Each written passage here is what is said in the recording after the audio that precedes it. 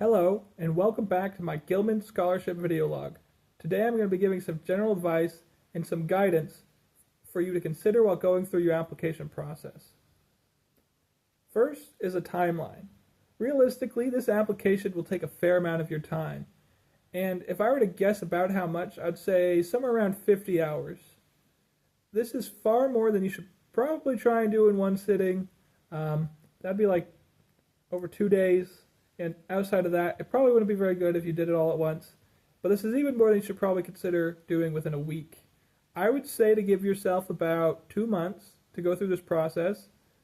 And even before you begin your application, which is before this 2-month timeline, to be clear, there's actually some research you want to do. Well, I know that this application is about you. There are some other things that you definitely need to consider before you start it. Some of it's pretty obvious, like which school you want to go to and what program you want to do, but getting to that point is not necessarily very clear. Well, generally you want to go and speak with your advisors and your school's study abroad office if they have one. There's actually some other resources that you can use outside of those things as long as you clear it with your school first, because obviously if they won't accept it for credit, there's not much of a point in doing it, though I suppose if you still want to, then go ahead.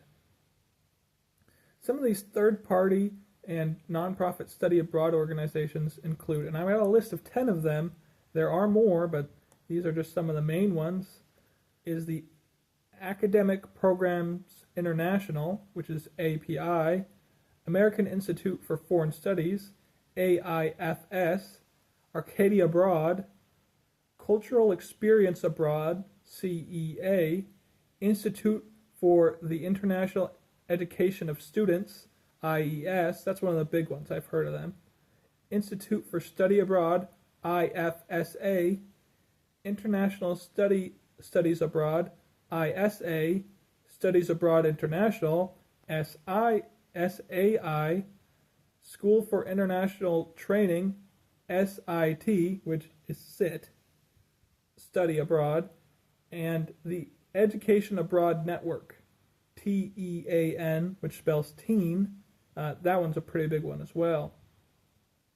All of these resources are ones that you can and probably should consult, especially if your school does not have the programs you're interested in.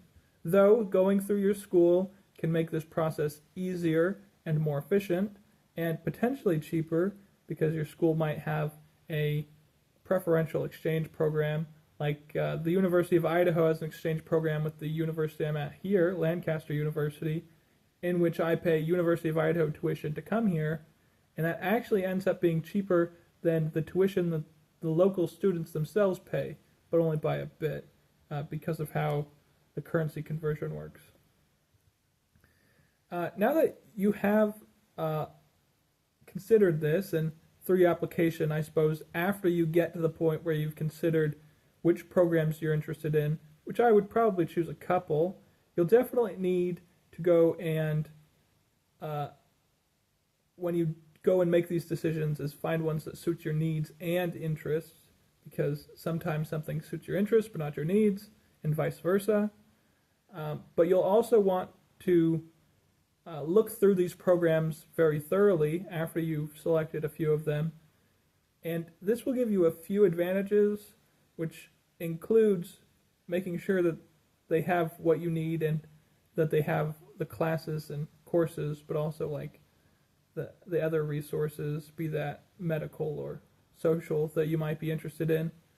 But it will also make it a lot easier for you to express where and why you want to study for your Gilman Scholarship essays. And that's why I definitely suggest that you do a very thorough look at this aspect before you begin your application process.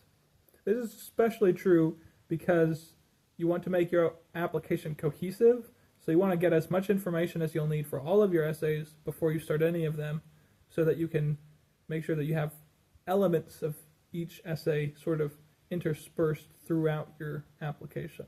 Don't repeat stuff, but make sure that you consider how it how one essay looks as compared to another, and that they don't conflict with each other. Anyways, once you've selected a program, and theoretically this will have like the exact location and university, as well as the timeline potentially of when you'll be there. Like for Lancaster University, they have what's called Lent, and then they have as their terms Lent and summer. That's the term that I'm here. But if you're going to be here during a different term, I forget what the other one's called. Michaelmester? Yeah, I'm not sure if I pronounced that right, but they all have term dates, so that is a general idea of when you'll be at your host country.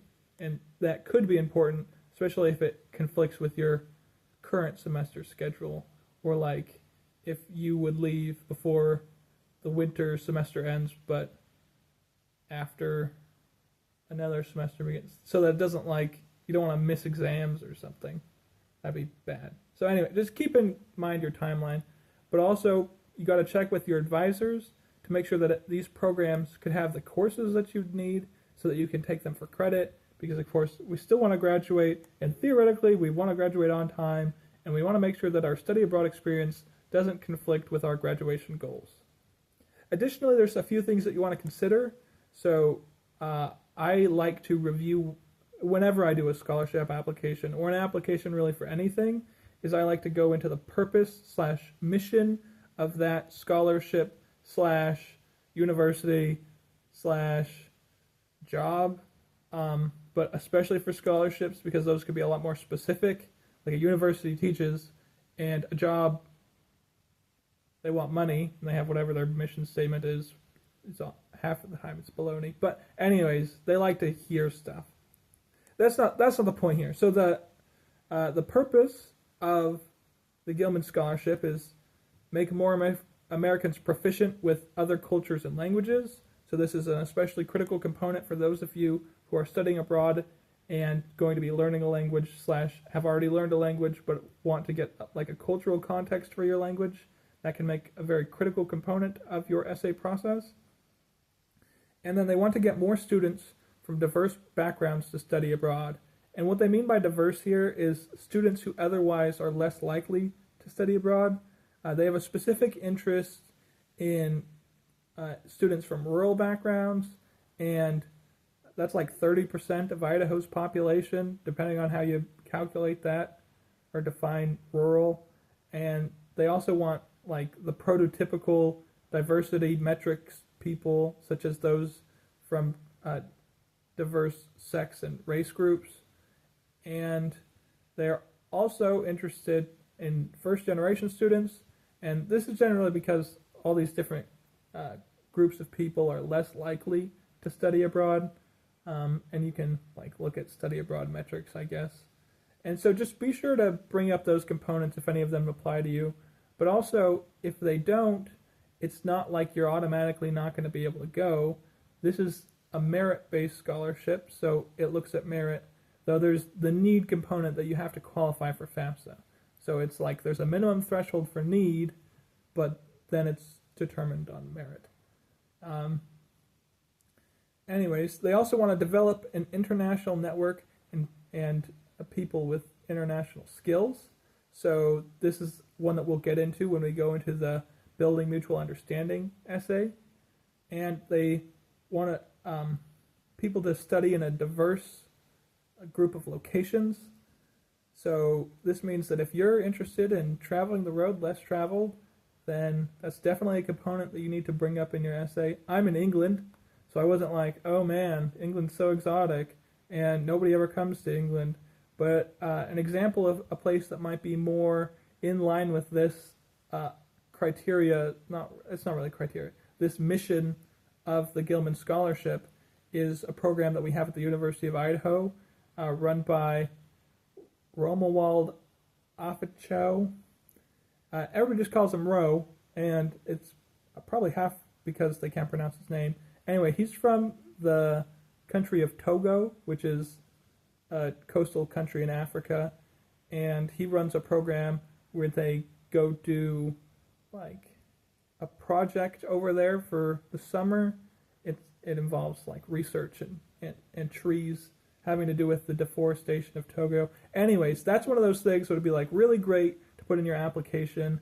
And then additionally, like what kind of career skills might going to this specific place bring you? So with the study abroad in Togo for that summer, there's certain skills that an environmental science student or maybe an international studies student would want to bring up. So as an example, there's tree skills, horticultural skills, and different research skills that you might be gaining during that experience. And there's also just the cultural skills and the depth of experience of being in a country whose experiences might be very different than yours. So that's, I don't know.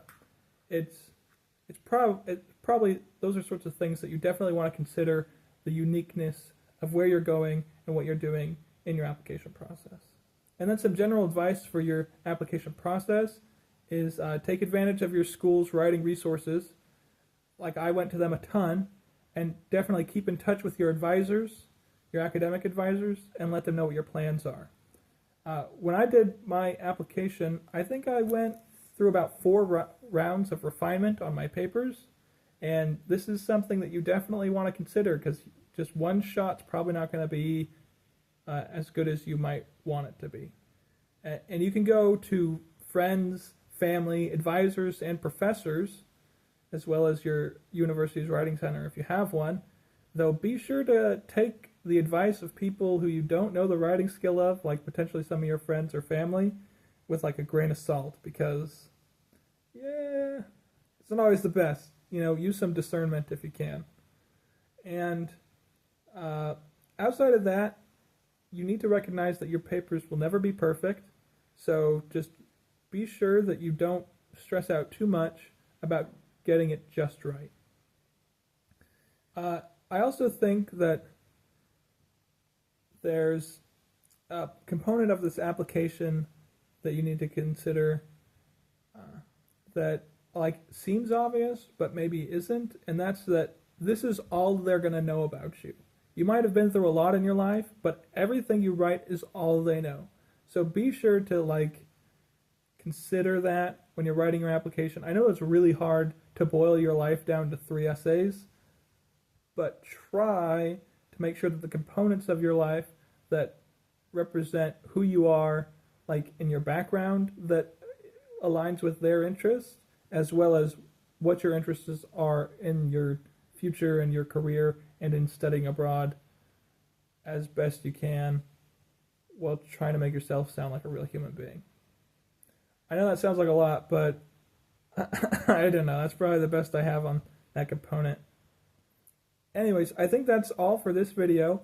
I'm going to be uploading a video about the statement of purpose here in a little bit, so look forward to that as well.